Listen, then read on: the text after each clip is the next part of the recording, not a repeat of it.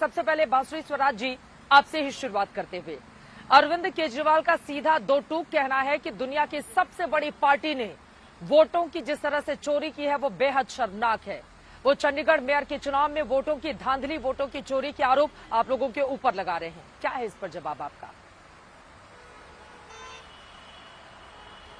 धन्यवाद चित्रा जी, आप भी जानती हैं कि आम आदमी पार्टी पहले ही ऑनरेबल हाईकोर्ट के आगे उन्होंने एक याचिका समक्ष उनके दायर करी है, जिसमें उन्हें स्टे ऑर्डर नहीं मिला है और मामला अब 26 फरवरी को लगा है हाईकोर्ट के आगे। और आज ही आम आदमी पार्टी के वरिष्ठ अधिवक्ता जो हैं आदरणीय श्री अभिषेक मनु सिंघवी जी ने आज मेंशन करके इस पिटीशन को अर्ली लिस्टिंग के लिए सुप्रीम कोर्ट के आगे भी बोला है। इसलिए मैटर सब जुडिस है, इसलिए बहुत ज्यादा गहराई में अब मैं इसमें टिप्पणी नहीं कर सकती और एक विवशता आ गई है क्योंकि मैटर सब जुडिस है।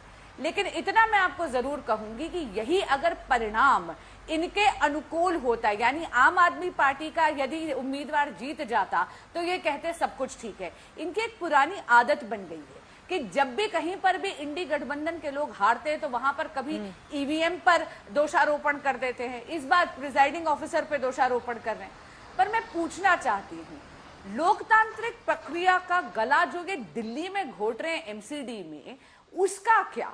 मैं पूछना चाहूंगी कि 25 अक्टूबर 2023 को 54 प्रपोजल्स ऐसे पास करे हैं आम आदमी पार्टी के लोगों ने एमसीडी में, जो केवल और केवल स्टैंडिंग कमेटी के अधिकार क्षेत्र में आने चाहिए, लेकिन इन्होंने नॉर्मल जनरल बॉडी में उनको पारित कर दिया। आप ये देखिए, लोकतांत्रिक प्रक्रिया का गला घोटना नहीं है तो क्या कि आज तक स्टैंडिंग कमेटी के इलेक्शंस नहीं हुए हैं, वार्ड कमेटियां इन्होंने फॉर्म नहीं करी हैं। और मैं पूछना चाहती हूं कि जो इतने बड़े बड़े फैसले, जो 5 तरह की पॉलिसीज केवल स्टैंडिंग कमेटी करती थी, अब तो ये भी प्रयास कर रहे हैं। इन्होंने सुप्रीम कोर्ट में याचिका दायर करी है कि section 45 of the Delhi municipal act के विरोध में, उसके उल्लंघन में ये चाहते कि वो पूरी स्टैंडिंग कमेटी की पावर जो है वो इनके पास, यानी हाउस ऑफ जनरल काउंसिलर्स के पास आ जाए। इसके बारे में इनका क्या कहना है? ठीक है, मैं पूछ लेती हूँ विनय जी, आपके पास सीधे आते हुए, अब शराब घोटाले का सरदार बता रही है एक तरफ बीजेपी, जिसने जबरदस्त प्रदर्शन किया है आज आम आदमी पार्टी के खिलाफ, तो वही दूसरी तरफ बांसुरी जी के जो आरोप है उस पर जवाब दीजिए।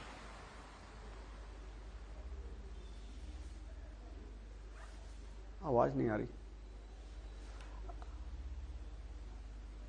आपको आवाज नहीं आ रही है? ठीक है, मैं आपके पास आऊंगी। आवाज किसी वजह से नहीं आ रही है। पंकज शर्मा जी, आपके पास आते हुए, यहाँ पर एक दूसरे को चोरों का सरदार बताए जाने की ये जो कवायद कोशिशें चल रही हैं, इसके पीछे क्या राजनीति आपको दिखाई देती है? एक तरफ आम आदमी पार्टी, दूसरी तरफ भारतीय जनता पार्टी। लेकिन अगर चंडीगढ़ मेयर चुनाव का मामला सुप्रीम कोर्ट में भी सुनवाई उस पर होनी है, उसके ठीक पहले प्रदर्शन करके क्या ये ताकत दिखाए जाने की कोशिश इंडिया अलायंस की ओर से की जा रही है? पंकज शर्मा जी,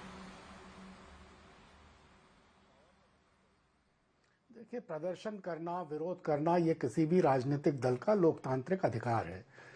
ये हम लोग इस वक्त अपने लोकतंत्र के सबसे दुर्भाग्यपूर्ण दौर से गुजर रहे हैं और पूरा देश देख रहा है कि किस तरह विपक्ष के पीछे हाथ धोकर सत्तारूढ़ दल पड़ा हुआ है। जैसे जैसे चुनाव नजदीक आ रहे हैं, ये प्रहार और बढ़ते जा रहे हैं। मैं ये कहना चाहता हूं कि जो कहा गया है ना कि अभी जिंदा हैं, हम पर खत्म कर ले इम्तिहान सारे, हमारे बाद कोई इम्तिहान कोई नहीं देगा। विपक्ष जिस तरह से 10 साल से हर चीज में अपना इम्तिहान दे रहा है और जो सत्तासीन लोग हैं वो किसी भी चीज को मानने के लिए तैयार नहीं है, न संवैधानिक व्यवस्थाओं को मानने के लिए तैयार हैं, न प्रशासन की मर्यादाओं को मानने के लिए तैयार हैं, और एक राजकाज की शैली है जिसमें पूरी तरह एकाधिकार है, दमन है और विपक्ष को पूरी तरह कुचलने की एक पूरी नीयत है। तो अगर कोई राजनीतिक दल प्रदर्शन करता है, धरना करता है, विरोध करता है, तो उसको लोकतंत्र की स्पिरिट के तहत लिया जाना चाहिए। ये लोकतंत्र की मूल आत्मा है। अदालत में मामला चल रहा है, अदालत में मामला चलना अपनी जगह है। ये कभी इस तरह की कोई व्यवस्था नहीं रही कि जब कोई मामला अदालत में चले तो सड़कों पर लोग उसके बारे में अपनी राय जाहिर न करें। तो आम आदमी पार्टी जो कर रही है उसे करने का अधिकार है। चंडीगढ़ में पीठासीन अधिकारी जिस तरह का व्यवहार करते दिखाई दिए वो पूरे देश ने देखा है और उसकी कोई तायद नहीं कर सकता। ठीक है, बासुरी स्वराज जी इस पर जवाब दे दीजिए, उसके बाद विनय जी मैं फौरन आपके पास आ रही हूँ। बिल्कुल पंकज जी, मर्यादा का तकाजा है कि जब भी मैटर सब जुडिस हो जाए, जो कि आम आदमी पार्टी ने सब जुडिस करवाया है, उस पर आपको शांत रहना अनिवार्य है। दूसरी बात, आपने कहा कि लोकतंत्र का तकाजा है, कोई भी प्रोटेस्ट कर सकता है, बिल्कुल धरना प्रदर्शन कर सकता है, लेकिन आपने तारीख देखी, आज 5वां समन भेजा था ईडी ने माननीय मुख्यमंत्री अरविंद केजरीवाल जी को कि आइए और आप कृपया जांच में जुड़िए। Section 50 subsection 3 of the PMLA act के तहत अनिवार्य है कि जिसको भी समन किया गया है वो आए और जांच में जुड़े, लेकिन केजरीवाल जी ने जांच में जुड़ने के बजाय उन्होंने धरना प्रदर्शन करा। किस मामले पे? एक ऐसा मामला जहां पर वो याचिका हाईकोर्ट और सुप्रीम कोर्ट दोनों में दायर कर चुके हैं। तो ये लोकतांत्रिक प्रक्रिया नहीं थी, ये बेसिकली दिल्ली की जनता में और मीडिया की आंखों में धूल झोंकने की एक टैक्टिक थी, डिफ्लेक्टरी टैक्टिक थी। और मैं आपको एक बात बताऊं, एक आम आदमी के आवरण में बहुत ही खास आदमी बन गए हैं माननीय मुख्यमंत्री अरविंद केजरीवाल जी, जो वीवीआईपी सिंड्रोम से ग्रस्त हो गए हैं। क्योंकि एक आम व्यक्ति कभी भी यह उद्दंडता नहीं करेगा कि जांच एजेंसियां उन्हें बुलाएं कि जांच में आप जुड़े और 5 बार समन भेजें, और वो व्यक्ति जैसे अरविंद केजरीवाल जी माननीय मुख्यमंत्री कर रहे हैं, एक बार भी जांच में नहीं जुड़े हैं और हर बार कानून की अवहेलना कर रहे हैं। ठीक है, विनय मिश्रा जी सीधे आपके पास आते हुए अब सवाल बड़ा ये खड़ा हो रहा है कि अगर हमने वो गलती नहीं की है और जांच एजेंसी हमें बुला रही है जांच करने के लिए, पूछताछ करने के लिए, तो उसका सामना करना चाहिए। बार बार समन की अवहेलना आखिर क्यों की जा रही है मुख्यमंत्री की ओर से? इसके बाद बीजेपी की ओर से सीधे कहा जा रहा है कि वो शराब घोटाले के सरदार हैं। इस पर जवाब आपका विनय मिश्रा जी। देखिए, आप अभी बांसुरी जी ने बड़ी एमसीडी की बात भी गई थी। मैं चित्रा जी आपसे 2 मिनट का समय चाहूंगा और मुझे पूरी उम्मीद है आप समय देंगी। सबसे पहले हमने ईडी जांच की कभी हमने मनाही नहीं की, उसमें शामिल होने की हमने कभी मनाही नहीं की। हमने हमेशा जब ईडी का सम्मन आया हमने एक बात कही है, भाई हमको ये जानकारी दी जाए कि ये नेशनल कन्वीनर के तौर पे दी है, मुख्यमंत्री के तौर पे दी है, कि हमें जो है एक्यूज के तौर पे दी है, गवाह के तौर पे दी है। जब तक ये जानकारी क्लियर नहीं आएगी हम उनके सवालों का जवाब कैसे देंगे। जहां तक एमसीडी की बात है, आपने देखा दिल्ली में जब एमसीडी में चुनाव बीजेपी हारी, सबसे पहले इन्होंने जब शपथ ग्रहण हुआ, इन्होंने अपने भारतीय जनता पार्टी जितने कार्यकर्ता थे उनको नॉमिनेटेड मेंबर्स बना दिए। क्योंकि स्टैंडिंग कमेटी जब चुनाव होता है, जब वो जोन में चुनाव होता है, जोन में वो स्टैंडिंग कमेटी के लोग जोन चेयरमैन बनाने के लिए वहां वोटिंग करते हैं। अब जब जोन से जो स्टैंडिंग कमेटी के मेंबर्स निकल के आते हैं वो हाउस में स्टैंडिंग कमेटी बनाते हैं, और स्टैंडिंग कमेटी बहुत इंपॉर्टेंट बॉडी है। तो पहले तो इन्होंने एलजी के माध्यम से सारे अपने कार्यकर्ता स्टैंडिंग कमेटी के मेंबर्स बना लिए, ये अपना नॉमिनेटेड पार्षद बनवा लिए। उसके बाद शपथ वाले दिन जब शपथ होता है तो हमेशा चुनाव जो प्रतिनिधि होता है पहले उसका शपथ होता है, लेकिन इन्होंने जो इनका हमेशा मंशा रही है कि इनको चुने हुए लोगों से ज्यादा नॉमिनेटेड लोगों पर भरोसा है, तो उन्होंने नॉमिनेटेड मेंबर्स की वहां जो है अपना ये शपथ कराया, तो उस पर विवाद हुआ। उसके बाद फिर हमें कोर्ट में जाना पड़ा। कोर्ट ने साफ साफ कहा कि मेयर के चुनाव के अंदर नॉमिनेटेड मेंबर्स को वोट देने का अधिकार नहीं। उसके बाद फिर शपथ हुआ, हमारा मेयर बना।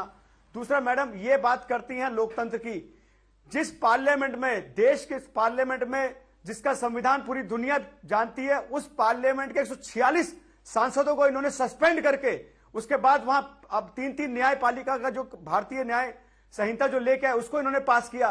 तो इनके मुंह से लोकतंत्र की और हाउस कैसे चलना है उसकी बात इनके मुंह से जचती नहीं है। जहां तक दिल्ली की बात है, दिल्ली में आज हमने प्रदर्शन किया, पूरे देश ने देखा। ये हर बात, अब इनके पास कोई जवाब नहीं होता तो ये अपना मुंह छिपाते। आज इन्होंने चंडीगढ़ की बात इसलिए नहीं की क्योंकि चंडीगढ़ में पूरे देश ने देखा कि चंडीगढ़ में कैसे एक प्रिसाइडिंग ऑफिसर ने, भारतीय जनता पार्टी का पदाधिकारी प्रिसाइडिंग ऑफिसर, उसने कैसे 8 वोट खराब किए। कैमरे पर सबने देखा कि 8 वोट खराब किए, 20 वोट जिसके थे वो अलायंस हार जाता है, 16 वोट का जो अलायंस है वो जीत जाता है। तो आप बताइए मैडम, गणित आप नहीं पढ़ी, गणित हम नहीं पढ़ी, किसी आम जनमानस से ही पूछेंगे तो वो बताएगा 20 नंबर 16 नंबर से कहीं ज्यादा है।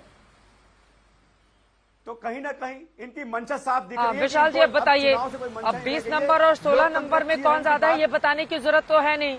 और यहाँ पर अगर विरोधी दलों के ही वोट खराब होंगे तो पलटकर पूछा जाएगा ना कि क्या इसके पीछे बड़ी साजिश थी जो काम कर रही थी। और अधिकारी के ऊपर भी ये लोग आरोप लगा रहे हैं कि बीजेपी के कहने के कारण ही अधिकारी की ओर से विपक्ष के 8 वोट खराब किए गए। विशाल मिश्रा जी। चित्रा जी, पहले शुरू करता हूं जो गणित है 20 और 16 का। अभी आपके दंगल शुरू होने के बाद ही एक फुटेज प्रिसाइडिंग ऑफिसर का आया था और वो साफ साफ कह रहे थे कि बैलेट पेपर लेकर भाग रहे थे। और दूसरी बात, मामला सब जुडिस है, तो फिर इंतजार करिए। फिर आप क्यों ये आरोप लगा रहे हैं कि भारतीय जनता पार्टी ने जानबूझकर ये करवाया है? तीसरी बात, ये धरना की बात हो रही है कि ये जो आज ये धरना किया जा रहा है, मैं पूछना चाहता हूं, आप लोकतंत्र की बात करते हैं, आप लोकतांत्रिक संस्थाओं की बात करते हैं। आज ही मैं यहां पर डिबेट पर आने से पहले देख रहा था, ट्विटर पर एक वीडियो चल रहा है। माननीय मुख्यमंत्री जी कह रहे हैं कि अगर संवैधानिक संस्थाएं ईडी को काम नहीं करना, सीबीआई को काम नहीं करना, तो इनको भंग कर दो। कांग्रेस के ऊपर आरोप लगा रहे थे। मैं पूछना चाहता हूं मान्यवर, आज क्या आपको अपने वो स्टेटमेंट नहीं याद है? आज जब ईडी आपको बार बार सम्मन कर रही है तो आप लोकतांत्रिक संस्थाओं की मर्यादा रख रहे हैं। आप क्या एक आम आदमी 5-5 ईडी के सम्मन को, आम आदमी जैसा कि नाम है आम आदमी, क्या आम आदमी 5-5 ईडी के सम्मन को नकार सकता था? मैं पूछना चाहता हूं, कट्टर ईमानदार का नारा दिया जाता है तो प्रत्यक्षम किम प्रमाणम जाइए। सांच को आंच क्या? अगर कुछ गलत नहीं है तो फिर चिंता करने की कोई बात नहीं है। तो मैं ये पूछना चाहता हूं कि बार बार आप कहते हैं कि भारतीय जनता पार्टी लोकतंत्र का मजाक बना रही है। अभी आपने 46 लोगों को के निष्कासन की बात कही। मैं पूछना चाहता हूं कि संसद किस लिए है? चर्चा के लिए है, बहस के लिए है, कानून बनाने के लिए है, कि रोज रोज संसद के कार्य में व्यवधान डालने के लिए संसद है? एक दिन संसद का खर्चा मालूम है कितना है? आम आदमी के टैक्स पेयर का पैसा जाता है, तो आम आदमी के टैक्स पेयर का पैसा संसद में विधायिका बनाने के लिए, तो विरोधी दलों को साथ में लेकर चलना सरकार की जिम्मेदारी है कि नहीं है विनय जी? 5 नहीं, चित्रा जी इनसे पूछिए। मैं तो पूछ रहा हूं, के नेताओं को भी साथ में लेकर चलने की जिम्मेदारी तो है ना सरकार की। चित्रा जी मैं पूछ रहा हूं, क्या बताइए आम आदमी 5-5 ईडी के सम्मन को नकार सकता है? नहीं। तो फिर आपको ईडी के सम्मन पर क्यों नहीं आपकी पेशगी होती है? जवाब दीजिए, कोर्ट जाइए, रुकवाइए प्रोसीडिंग।